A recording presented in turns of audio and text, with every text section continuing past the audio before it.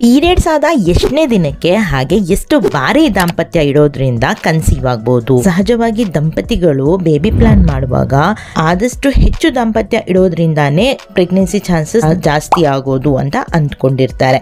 ಹಾಗಾದ್ರೆ ಇದು ಸತ್ಯನಾ? ಖಂಡಿತ ಇಲ್ಲ. ಇಲ್ಲಿ ಮಹಿಳೆ ತನ್ನ ದೇಹ ಕೊಡುವಂತಹ ಸೂಕ್ಷ್ಮವಾದ ಸೂಚನೆಗಳನ್ನ ಅಬ್ಸರ್ವ್ ಮಾಡಬೇಕಾಗುತ್ತೆ. ವಿಡಿಯೋನ ಕಂಪ್ಲೀಟ್ ಆಗಿ ಕೇಳಿಸ್ಕೊಳ್ಳಿ. 3 ವರ್ಷ 4 ವರ್ಷ ಆಗಿದ್ರೂ ನ್ಯಾಚುರಲ್ ಆಗಿ ಟ್ರೈ ಮಾಡ್ತಾ ಇದ್ದೀರಾ, ಪ್ರೆಗ್ನೆಂಟ್ ಆಗ್ತಾ ಇಲ್ಲ ಅಂತ ಹೇಳಿದ್ರೆ ಈ ವಿಡಿಯೋದಲ್ಲಿರುವಂತಹ ಮಾಹಿತಿಯಿಂದ ನಿಮಗೆ ಹೆಲ್ಪ್ ಆಗುತ್ತೆ. ಸಹಜವಾಗಿ ಮಹಿಳೆಯರ ಪೀರಿಯಡ್ ಸೈಕಲ್ ಎಷ್ಟಿದೆ ಅಂತ ತಿಳ್ಕೊಬೇಕಾಗುತ್ತೆ. ಒಬ್ಬೊಬ್ಬ ಮಹಿಳೆಯರಿಗೆ ಒಂದೊಂದು ಪೀರಿಯಡ್ ಸೈಕಲ್ ಇರುತ್ತೆ. ಒಬ್ಬರಿಗೆ ಶಾರ್ಟ್ ಪೀರಿಯಡ್ ಸೈಕಲ್ ಇರುತ್ತೆ, ಅದರಲ್ಲಿ 25 ಡೇಸ್ಗೆ ಅವರಿಗೆ ಪೀರಿಯಡ್ಸ್ ಬಂದ್ಬಿಡುತ್ತೆ. ಒಬ್ಬರಿಗೆ 28 ಡೇಸ್ ಸೈಕಲ್ ಇರುತ್ತೆ, ಅವರಿಗೆ ಪ್ರತಿ ತಿಂಗಳು 28ನೇ ದಿನಕ್ಕೆ ಕರೆಕ್ಟಾಗಿ ಪೀರಿಯಡ್ಸ್ ಬರುತ್ತೆ. ಒಬ್ಬೊಬ್ಬರಿಗೆ 35 ಡೇಸ್ ಪೀರಿಯಡ್ ಸೈಕಲ್ ಇರುತ್ತೆ ಅಂತ ಹೇಳ್ಬೋದು. ತುಂಬ ಜನ ಮಹಿಳೆಯರಿಗೆ ಪೀರಿಯಡ್ ಡೇಟು 28 ಡೇಸ್ ಸೈಕಲೇ ಇರೋದು. ಸೊ ಅಂಥವರು ಪೀರಿಯಡ್ ಆದ 14ನೇ 15ನೇ ದಿನ ತುಂಬ ಸೂಕ್ಷ್ಮವಾಗಿ ಅವರ ದೇಹವನ್ನು ಅಬ್ಸರ್ವ್ ಮಾಡಬೇಕಾಗತ್ತೆ. ಯಾಕಂತ ಹೇಳಿದ್ರೆ ಈ ದಿನದಲ್ಲಿ ನಿಮ್ಮ ಅಂಡಾಶಯದಿಂದ ಒಂದು ಆರೋಗ್ಯಕರವಾಗಿರುವಂತಹ ಅಂಡಾಣು ಬಿಡುಗಡೆ ಆಗುವಂತಹ ಸಮಯ ಇದಾಗಿರುತ್ತೆ. ಅಂಡಾಶಯದಿಂದ ಅಂಡಾಣು ಬಿಡುಗಡೆ ಆಗಿ ಫೆಲೋಪಿಯನ್ ಟ್ಯೂಬಲ್ಲಿ ಹೋಗಿ ಅದು ವೀರ್ಯಾಣುಗೋಸ್ಕರ ಕಾಯ್ತಾ ಇರುತ್ತೆ. ವೀರ್ಯಾಣು ಏನಾದರೂ ಅದಕ್ಕೆ ಸಿಕ್ತು ಅಂತ ಹೇಳಿದ್ರೆ ಅಂಡಾಣು ಹಾಗೆ ವೀರ್ಯಾಣು ಸೇರಿ ಫರ್ಟಿಲೈಸ್ ಆಗಿ ಅಂದರೆ ಫಲೀಕರಣ ಆಗಿ ಹೋಗಿ ನಿಮ್ಮ ಗರ್ಭಕ್ಕೆ ಅಂಟುವಂಥದ್ದು. ಈ ಪ್ರೋಸೆಸ್ಸನ್ನು ನಾವು ಇಂಪ್ಲಾಂಟೇಷನ್ ಅಂತ ಹೇಳ್ತೀವಿ. ಈ ಒಂದು ಪ್ರೋಸೆಸ್ ನಿಮ್ಮಲ್ಲಿ ಆದರೆ ಭ್ರೂಣ ಹೋಗಿ ಗರ್ಭಕ್ಕೆ ನಿಂತರೆ ಮಾತ್ರ ಗರ್ಭಿಣಿ ಆಗುವಂಥದ್ದು. ಸೊ ಹಾಗಾಗಿ ಆರೋಗ್ಯಕರವಾಗಿರುವಂತಹ ಮೊಟ್ಟೆ ಬಿಡುಗಡೆ ಆಗುವಂತಹ ಪ್ರಕ್ರಿಯೆಯನ್ನು ನಾವು ಓವ್ಯುಲೇಷನ್ ಅಂತ ಹೇಳ್ತೀವಿ. ಯಾವಾಗ ಮೊಟ್ಟೆ ಹಾಗೂ ಸ್ಪರ್ಮ್ ಎರಡು ಸೇರಿ ಫಲೀಕರಣ ಆಗಿರುವಂತಹ ಭ್ರೂಣ ಹೋಗಿ ಗರ್ಭಕ್ಕೆ ನಿಲ್ಲುತ್ತೋ ಅದನ್ನು ನಾವು ಇಂಪ್ಲಾಂಟೇಷನ್ ಅಂತ ಹೇಳ್ತೀವಿ. ಇಂಪ್ಲಾಂಟೇಷನ್ ಆದ ನಂತರ ದಿನಕ್ಕೂ ನಿಮ್ಮಲ್ಲಿ ನಿಮ್ಮ ದೇಹದಲ್ಲಿ ಪ್ರೆಗ್ನೆನ್ಸಿಯ ಲಕ್ಷಣಗಳು ಕಾಣಿಸ್ಕೊಳ್ಳುತ್ತೆ. ಸೊ ಹಾಗಾಗಿ ನಿಮಗೇನಾದರೂ ಶಾರ್ಟ್ ಪೀರಿಯಡ್ ಸೈಕಲ್ ಇದೆ ಅಂತ ಹೇಳಿದ್ರೆ, ಒಬ್ಬೊಬ್ಬರಿಗೆ 24 ಡೇಸ್ ಪೀರಿಯಡ್ ಸೈಕಲ್ ಇರುತ್ತೆ ಅಂದ್ಕೊಳ್ಳಿ, ಅವರು 12ನೇ ದಿನಕ್ಕೇನೆ ಎಲ್ಲ ತಯಾರಿಯನ್ನು ಮಾಡ್ಕೊಂಡಿರಬೇಕು. ಅವರ ದೇಹವನ್ನು ಸೂಕ್ಷ್ಮವಾಗಿ ಅಬ್ಸರ್ವ್ ಮಾಡಬೇಕಾಗುತ್ತೆ. ಯಾಕಂದರೆ ಸಹಜವಾಗಿ 12ನೇ ದಿನ 13ನೇ ದಿನ ನಿಮಗೆ ಓವ್ಯುಲೇಷನ್ ಅನ್ನೋದು ಆಗುವಂಥದ್ದು ಶಾರ್ಟ್ ಪೀರಿಯಡ್ ಸೈಕಲ್ ಇರೋರಿಗೆ. ಇನ್ನು ಏನಾದರೂ ನಿಮಗೆ ಪೀರಿಯಡ್ ಸೈಕಲ್ ಲಾಂಗ್ ಇತ್ತು ಅಂತ ಹೇಳಿದ್ರೆ 32 ಡೇಸ್ ಸೈಕಲ್ ಇತ್ತು ಅಂತ ಹೇಳಿದ್ರೆ ನಿಮಗೆ ಸಹಜವಾಗಿ 15ನೇ ಇಲ್ಲಾಂದರೆ 16ನೇ ದಿನ ನಿಮಗೆ ಸಹಜವಾಗಿ ನಿಮ್ಮ ಅಂಡಾಶಯದಿಂದ ಅಂಡಾಣು ಬಿಡುಗಡೆ ಆಗುವಂಥದ್ದು. ಅದನ್ನು ಕೂಡ ನೀವು ಸೂಕ್ಷ್ಮವಾಗಿ ಅಬ್ಸರ್ವ್ ಮಾಡಬೇಕಾಗತ್ತೆ. ಹಾಗಾಗಿ ಇಲ್ಲಿ ನೋಡಿದ್ರೆ ಶಾರ್ಟ್ ಪೀರಿಯಡ್ ಸೈಕಲ್ ಇರೋರಿಗೆ ಪೀರಿಯಡ್ ಮಿಸ್ ಆದ ತಕ್ಷಣವೇ ಪ್ರೆಗ್ನೆನ್ಸಿ ಪಾಸಿಟಿವ್ ರಿಸಲ್ಟ್ ಅನ್ನೋದು ನೀವು ಬೇಕಾದರೆ ಕಿಟ್ಟಲ್ಲಿ ನೋಡ್ಬೋದು. ಈಗ ಶಾರ್ಟ್ ಪೀರಿಯಡ್ ಸೈಕಲ್ ಇದ್ದವರಿಗೆ ಇಂಪ್ಲಾಂಟೇಷನ್ ಸಕ್ಸಸ್ಫುಲ್ ಆದರೆ ಪ್ರೆಗ್ನೆನ್ಸಿ ಅನ್ನೋದು ಬೇಗನೆ ಕನ್ಫರ್ಮ್ ಆಗುತ್ತೆ.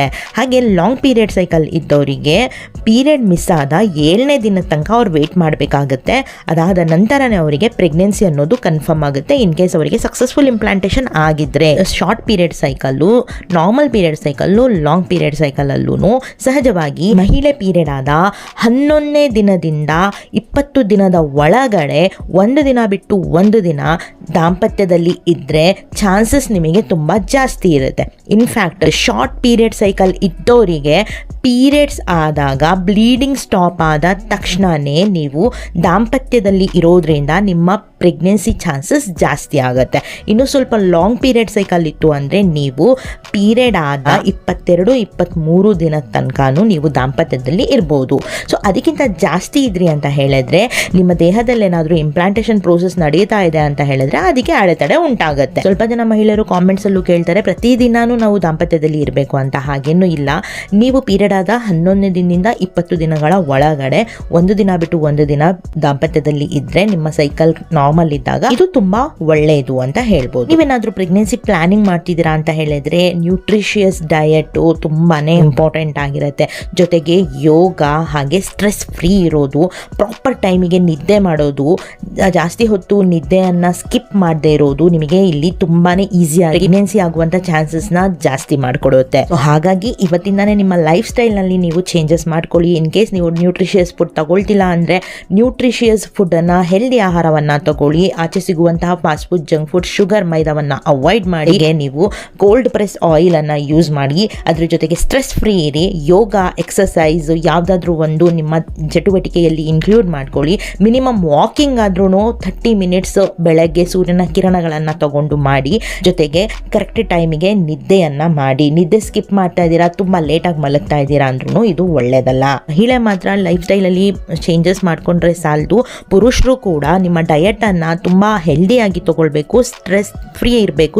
ಜೊತೆಗೆ ಇನ್ ಕೇಸ್ ಏನಾದರೂ ನಿಮಗೆ ಸ್ಮೋಕಿಂಗ್ ಹ್ಯಾಬಿಟ್ ಇದೆ ಅಥವಾ ಆಲ್ಕೋಹಾಲ್ ತಗೊಳ್ತೀರಾ, ನೀವು ಗುಟ್ಕಾ ತಗೊಳ್ತೀರಾ ಅಂತ ಹೇಳಿದ್ರೆ ಈ ಎಲ್ಲ ಒಂದು ಕೆಟ್ಟ ಅಭ್ಯಾಸಗಳಿಂದ ನೀವು ದೂರ ಇರಬೇಕಾಗತ್ತೆ. ಆವಾಗಲೇ ನಿಮ್ಮ ಸ್ಪರ್ಮ್ನ ಹೆಲ್ತ್ ತುಂಬಾ ಚೆನ್ನಾಗಾಗುತ್ತೆ. ಸ್ಪರ್ಮ್ ಹೆಲ್ತ್ ಎಷ್ಟು ಚೆನ್ನಾಗಿರುತ್ತೋ 50% ಪ್ರೆಗ್ನೆನ್ಸಿ ಚಾನ್ಸಸ್ ಅಲ್ಲೇ ಇನ್ಕ್ರೀಸ್ ಆಗೋದು. ಏಕೆಂದ್ರೆ ಈ ಗುಟ್ಕಾ, ಆಲ್ಕೋಹಾಲು, ಸ್ಮೋಕಿಂಗು, ಸ್ಟ್ರೆಸ್ಸು ಇದೆಲ್ಲಾನು ನಿಮ್ಮ ಸ್ಪರ್ಮ್ನ ಮೇಲೆ ಡೈರೆಕ್ಟ್ ಎಫೆಕ್ಟ್ ಕೊಡುತ್ತೆ.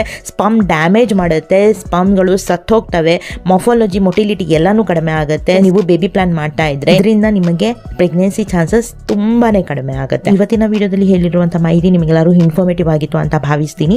ಸಿಗೋಣ ಮುಂದಿನ ಇನ್ಫಾರ್ಮೇಟಿವ್ ವಿಡಿಯೋ ಜೊತೆ.